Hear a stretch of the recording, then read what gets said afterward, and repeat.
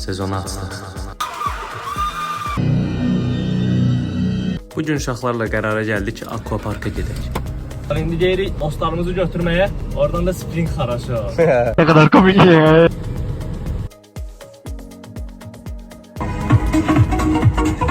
Gəldik çatdıq springə.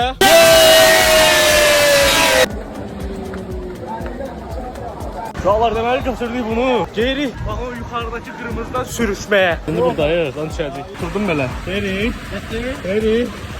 Getdik. Devam elə.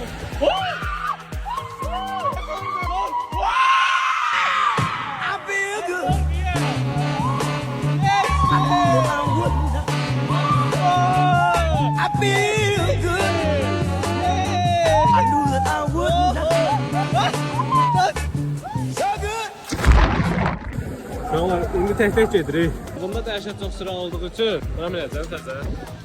Amma çox maraqlıdır. Getdik. Mən desəm biraz ağırım. Ailə bunu çatacam. Uşaqlar qısardı spring case'imizi. Heç bilməm nə çəkdim ya çəkə bilmədim. Özünüzə yaxşı baxın.